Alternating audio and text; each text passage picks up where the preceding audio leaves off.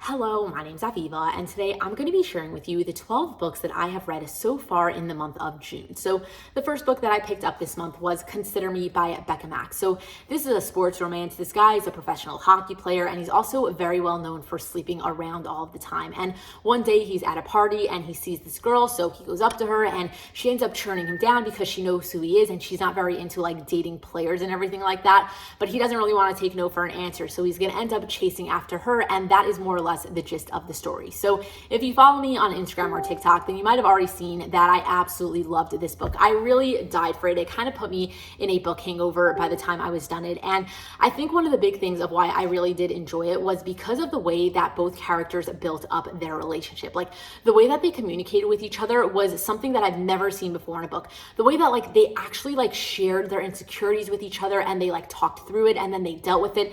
Everything about the way that they went about building up their relationship I absolutely loved. And I think one of the biggest things about this book though was Carter Beckett, the main guy in the story. He's officially one of like my new like favorite book boyfriends. I loved everything about him. He basically was like a player turned like absolute mushy cinnamon roll, and I just died for it. Like everything that he would do, everything that he would say, everything that he would even think, because like it was a dual POV, so we got to see inside his head. Everything about him I absolutely loved. And I'm not saying that this book was perfect. Like there were definitely some things that I saw was not 100% like, oh, this book is like 100% perfect, but I absolutely loved reading it. So like that is all that really matters. Like I will say that it was definitely longer than it needed to be. The physical book is like 450 pages, but the words are so freaking tiny that it definitely felt like more of like a 700 page book, and it probably totally could have been condensed, but it didn't personally bother me because I kind of like binged the whole thing within the span of like 24 hours. So I didn't really like feel it so much. And also I didn't love the ending of the story. Like it did have a really good happily ever after and everything was fine at the end, but that whole like 80 to 90% catalyst, I feel like it was kind of just like thrown in there because like we had to end the story at some point, and it honestly felt very out of character for both characters. So it really did end up bugging me, especially because like one of the big things that I absolutely loved about this story was like the way that they communicated with each other. And then by the end of the book, the whole thing that went down was like, I feel like all of that was a little bit off, and therefore like I just didn't feel like it fit into like the way that we were building up their relationship the entire time. So it did bother me, but at the end of the day, I enjoyed my experience of reading like, you know, the whole rest of the book so much that I wasn't gonna let that little tiny moment like pull my rating down. So I definitely ended up giving this book like an easy 5 out of 5 stars, and it was pretty steamy. So if you're like into a really good plot that also had like a solid amount of steam, then I highly recommend checking out this book. But after I read this one, I ended up picking up this book called Center Mass by Lonnie Lynn Vale, and I ended up absolutely hating it. I DNF'd it at around the 50% mark. It started off really good. It was about like these two people who were like single parents, and like this girl was the nurse at the school that this guy's kid goes to, and like that's kind of how they meet. And it was a pretty cute build up to the story, even though like I did, by the time I DNF'd it, I realized that like there was more bothering me than I realized even at the time. But basically the way that it was built up, there was a lot of things that happened throughout it. Like at one point they finally got together, and then we got like a 4-month time jump, and then the things that started happening there to kind of like cause problems between them, I really wasn't down for. And honestly, like I had a very hard time picturing the settings, like the way that everything was explained. I really couldn't get a clear picture in my head. And I mean, there was a lot about it that bothered me. I obviously DNF'd it for a reason, so I'm not really going to waste anybody's time, but basically I highly do not recommend this book, and please do not check it out because I don't think that you will enjoy it very much. But either way, after that, I also ended up picking up this book called A Touch of Darkness, which is a pretty popular book, and I decided to like finally give it a shot. And unfortunately, I was a little bit disappointed. So this is a Hades and Persephone's retelling with an urban fantasy setting. This guy named Hades, who is like, you know, a Greek god, he owns a nightclub, and one day Persephone goes to the club, ends up meeting Hades, and she ends up getting into a bargain with him without realizing what she was doing. So obviously, you know, then the rest of the story is going to go down, and it's a Hades and Persephone's retelling.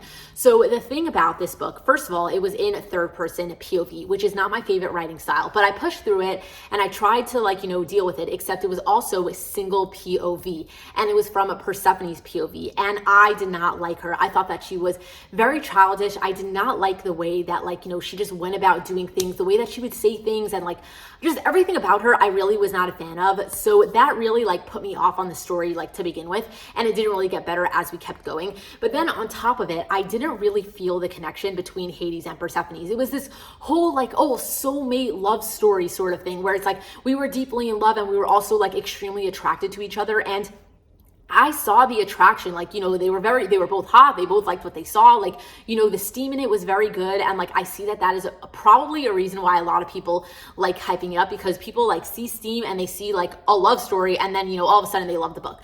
But unfortunately, I didn't really feel the connection so much between the characters, and I wasn't really sold on the love story. So it didn't end up really working for me. And then at the end of it, that whole catalyst moment, we ended up getting one of those After by Anna Todd sort of situations. And I am just not really a fan of how those type of things play out. So overall, I did not end up loving this book. I think I ended up giving it maybe around a 3 stars, because I saw the potential and I see why people like it, but I am way too picky these days. So this book just 100% did not work for me, and I decided to not continue on with the series. So then after that, I ended up picking up this book called Room for You by Beth Ehrman. And I really liked the buildup of this story. You're following this girl who is a single parent, and she's working at this inn. And one day a storm rolls through, and everybody at the inn ends up getting stuck there for a couple of days. And one of the people that gets stuck there is this professional hockey player. And obviously they're going to end up, really bonding over those couple of days. And he's going to end up chasing after her once, he heads back home to start doing his thing. So the thing about this book is I liked the buildup of it, but as we got later into the story, a lot of things started bothering me. So it was definitely a guy falls first, because this girl, she was a single mom, and she's also been abandoned before. So she was dealing with a lot of insecurities, especially in the relationship aspect of her life. So she kind of kept pushing this guy away. And I really didn't like seeing how much this guy had to work for it, and how little this girl kind of gave in. I love a guy falls first, but I also I just didn't really like the way that this girl went about being okay, fine, I'll go out with you. It's more I wanted to see a little bit more from her. And I didn't really enjoy that aspect of it. And especially once she kind of gave in, and then the couple was finally together, all of her insecurities started coming out. And I really didn't like the way that there was no real communication between the two of them. I feel a lot of this book was other people telling both characters to hold on, and that it was worth it, and that you should really go for it and stuff. I'd rather see the couple kind of talk about that stuff. I don't really need other people, I don't need her mother telling the guy of no, she's worth it. She just has a lot of issues. I want her to come out and be look, I'm very insecure about this, I'd rather see that. So I didn't really like that aspect of it. And then also another big thing that bothered me about this book was that a lot of the issues that this girl was having was from another girl that was trying to ruin their relationship. And I really don't like seeing that in books.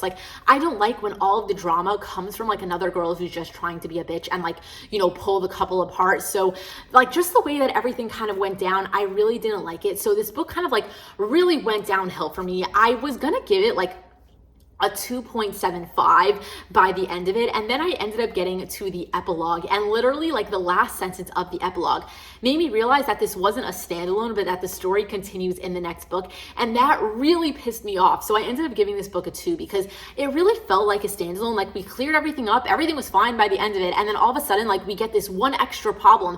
And then I didn't want to keep going. So I was just really bothered that we didn't get a clear cut ending, especially because I went into this book thinking that it was a standalone sort of thing. So I didn't really enjoy this book, and I wouldn't really recommend it. But after I picked that book up, I ended up reading Focus by Carla Sorensen, and thankfully I ended up absolutely loving this book. I gave it an easy 5 out of 5 stars. So if you've been here for a while, then you know that I've been slowly reading a lot of Carla Sorensen books, and I've been doing it completely out of order. So this is the first book in the Ward Sisters companion series, and I already read the 4th book and the 2nd book in this series.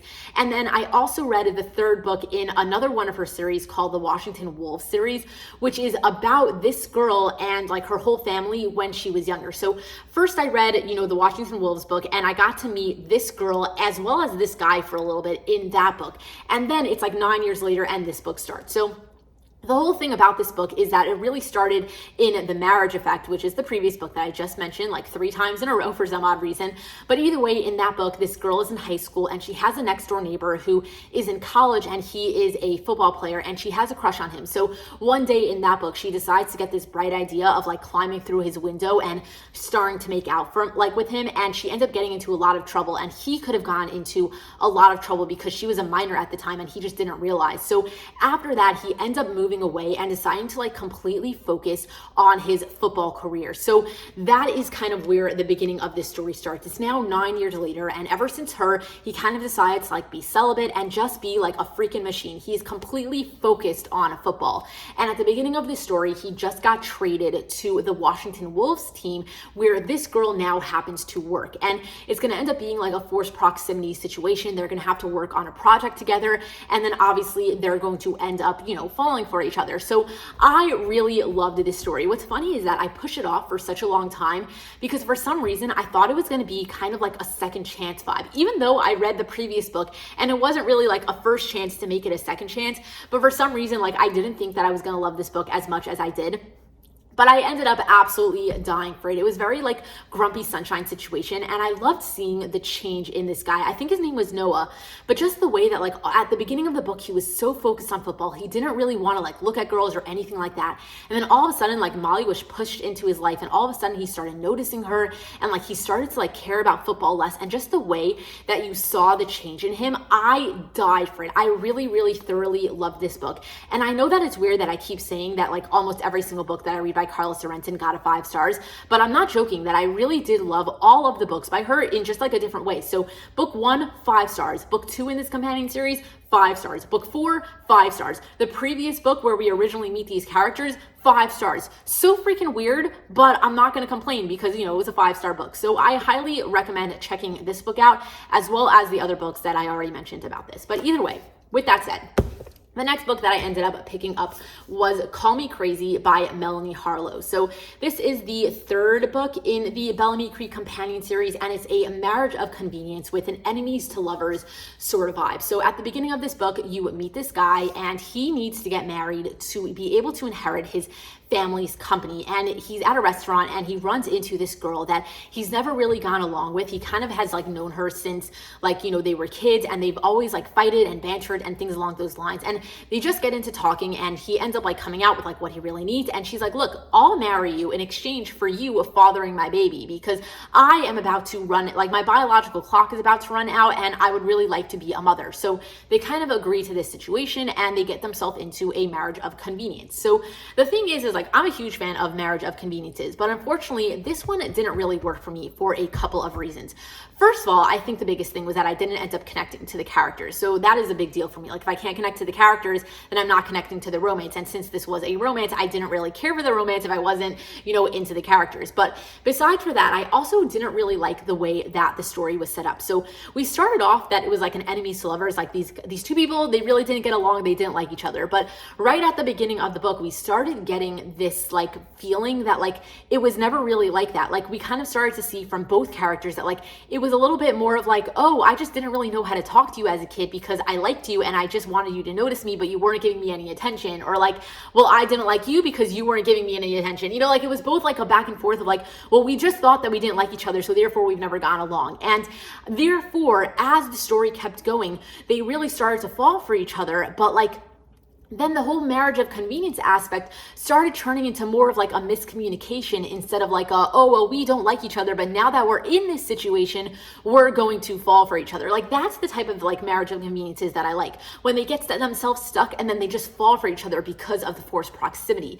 But in this instance, they started falling for each other even before the marriage started. So it kind of like, like it made the marriage of convenience almost like it didn't need to be there. And therefore the marriage of convenience, like just the idea of it was what made all of the problems in this book. So I just didn't really like the way that it all went down. There was a lot more to it than that, but like whatever, it doesn't really matter. I didn't end up clicking with this book, and yeah, that is about it. So after this book, I ended up picking up The Front Runner by Elsie Silver. So This is a morally gray character with the really sweet, sunshiny girl. So, bit of a grumpy sunshine situation. This girl is the veterinarian for all of the horse ranches in her small town area. And this guy is like the hated guy in town. Like, nobody likes him. He's always doing like shady deals, pissing everybody off, and especially like her friends on one of the other horse ranches. Like, it's like their mortal enemy, you know? So, basically, one day, this girl ends up needing a favor from this guy, and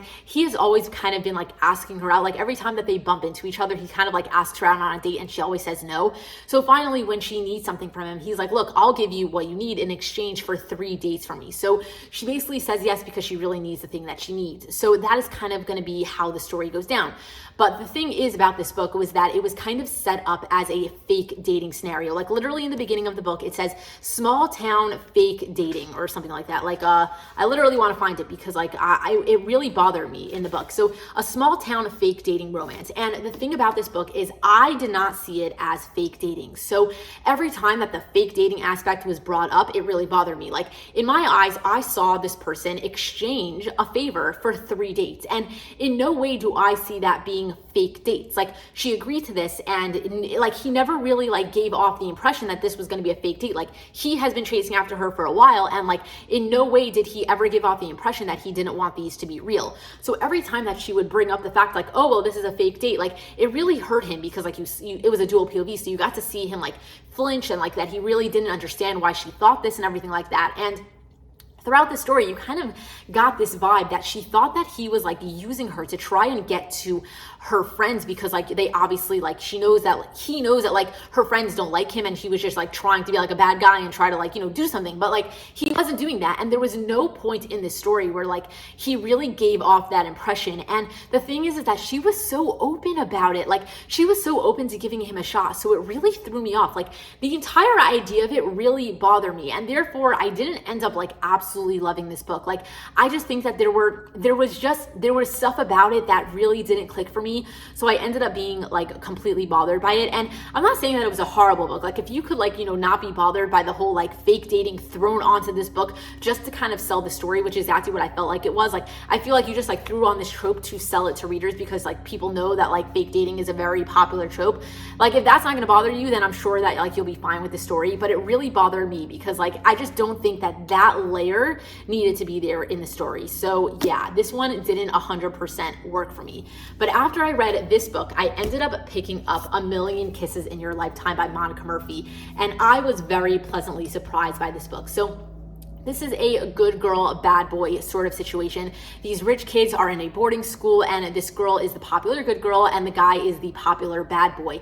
And he has kind of been like really obsessed with her for a very long time, and she never really like gives him the time of day because she's very like weirded out by him because like he's always like staring at her and stuff like that. And one day they're in class and they get set up to do a project together. And the project is that they're gonna have to get to know each other better. So that is kind of like the gist of the story, like very forced proximity situation with a guy falls first scenario. And the thing is at the beginning of this book, I wasn't sure how I was gonna feel about it because the girl was really pissing me off. Like, she was an extreme prude. She was the good girl who was like too nice to everybody. She was just like very like prude and naive, and she was a virgin, and everything about her I just really didn't like. But after like we kind of got into the story, she started to really like open up her eyes and like maybe start to make like decisions for herself, and like everything that she ended up doing, I started to really like her a little bit more. But the thing is that even though her character development was like fine for me, like I didn't like her at the beginning, but I liked her by the end of it. I really didn't read this book for her. I read this book for Crew Lancaster, which is the guy in the story. You started off this book thinking that he was just like this bad boy. He was like kind of a jerk and like everything along those lines. But then he completely turned into a cinnamon roll, and I absolutely loved it. Like, I loved how respectful he ended up being about her and like not pushing her or like intimidating her or like, you know, making her feel uncomfortable because she was a virgin or anything like that. Like, he was totally like okay with like going at the pace that she wanted, and like just the things that he did, like all of the grand gestures, everything about him I absolutely loved. So I really ended up enjoying the story a lot more than I expected to. Like, for some reason I just didn't think I was gonna love it very much, like just because of like everything about it. But I was really blown away by the end of it. Like, I thoroughly enjoyed this story. story. I ended up giving it like a 4.5 out of 5. Mostly it didn't get a 5 stars because the girl I didn't absolutely love. Like, even though like I liked her development, I still didn't love like how naive and everything along those lines that she was. Like, I wasn't like the hugest fan of her. And then I also think that it was probably like slightly longer than it needed to be. It was a little bit of a thick book, and it also didn't have an extremely strong plot for how long it was. But it didn't really completely bother me, so that's why it still got like a 4.5 out of 5. But there was just like a couple things about it that like really couldn't like hit home for the 5 stars for me. But I really did love it for what it was, and I was very pleasantly surprised. So I definitely recommend checking this book out if you were thinking about it, but you weren't sure if it was like being overhyped or not. I would say it was not really overhyped. It was a really, really solid read. But after this, I ended up picking up this book called On the Way to You by Candy Steiner. So this is about this girl who is living in a small town. She's working at a diner, and she's always dreamed of saving up enough money to be able to go to Washington one day and attend her dream school. And one day this guy walks into the diner, and she basically finds out that he's on his way to Washington. He's in the middle of a road trip, and he ends up offering her like, a spot in his car, and she's going to say yes, and they're going to go on a road trip. So the thing about this book is that there are heavy trigger warnings for depression and suicide, and there also is a bit of like disability rep and maybe some other stuff. I think she was like a virgin, maybe, I don't remember, but basically there was a handful of stuff going on in this book, and I'm sure that this book would resonate with a lot of people who are dealing with things that both of these characters were dealing with. But unfortunately, it did not resonate with me, and therefore I didn't really enjoy the story. I didn't really connect to the characters. I didn't really like a lot of the moves that the characters did throughout this book, and I also don't think I loved the short amount of time that this book took place in. Because they were just on a road trip, I think that it took place over the span of like 2 weeks or so, and I think that might have been a reason that this book didn't 100% work for me. But I think one of the biggest reasons was both of the characters. So like this guy, he was dealing with a lot of stuff, and therefore he wasn't very forthcoming, and we didn't really get to know him so well other than through his journal entries. And the thing is that this wasn't a dual POV. We were 100% watching this girl's POV, and she ended up invading his trust and reading his journal entries without his permission because she really wanted to get to know him, and he wasn't opening up to her. So that is why she decided to invade his privacy and read his entries, and that is therefore how we got to know him. But I didn't really like how that was set up. I didn't like the invasion of privacy, and I also didn't really like that that was the only way we got to know him. Like, I really wish that he would have talked to her a little bit more. Like, I didn't feel like there was like any communication in this book whatsoever, and that really did bother me. But then like on top of that, it was really like the trust issue that bothered me, and it was a really big deal in this book. And I also didn't like a lot of the moves that this guy made. Like, I just really didn't connect to him. I really didn't like him, and I probably should be thankful for that, because like it therefore means that I just can't I just didn't understand the things that he was going through, which I should be grateful for. But at the end of the day, like, it is what it is, and therefore this book just really didn't work for me. And if it is a book that worked for you, then I'm very happy that you found it and you were able to connect to the characters in a much better way than I was. But unfortunately, I didn't love this book, so I ended up giving it, I think, like maybe a 2.5 out of 5 stars. I don't even really remember. It was very forgettable, to be honest with you.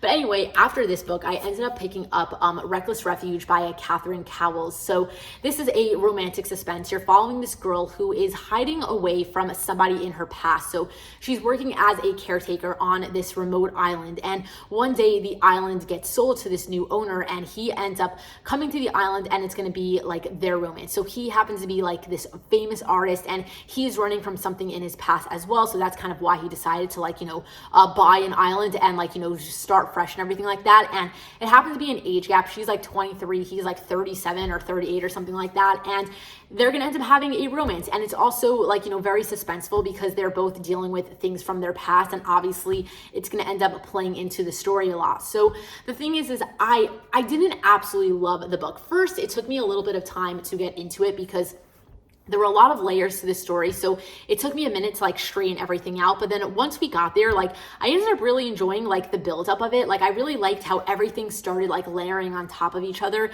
and I also really liked seeing the relationship, the development of them, because it started out as strangers, boss employee situation, and then over the span of a handful of months, they really formed this really good friendship, and I really liked seeing that development. And then obviously it ended up churning into more. The thing is that at around the halfway point, when when they finally like gave into like, you know, their connection or whatever, that is when the story kind of flipped and started focusing a lot more on the suspense. And I found myself getting much more bored. And by the end of it, I was just like happy that it was over. Like I didn't really care for the story at the end, just because like, I don't know, once the romance was just like there and like we were dealing with the suspense, I just didn't really care for it anymore. And I knew that like it was going to be very heavy on the suspense, but I think I would have rather if it somehow was like more evened out. Like if the suspense and the romance kind of happened equally throughout the whole book, I possibly would have enjoyed it more. And I'm not necessarily saying that like it was laid out badly. Like I totally see how it was laid out. It all made sense. And I think that it was built up like in a solid way, but at the end of the day, like I lost interest for whatever reason, mostly because I'm just like a romance fiend. So either way, for whatever reason, this book ended up going downhill for me. And I ended up giving it like a 3 stars because there wasn't anything like particularly extremely wrong with it, but like I don't know, it didn't click with me by the end of it. So I didn't absolutely love it.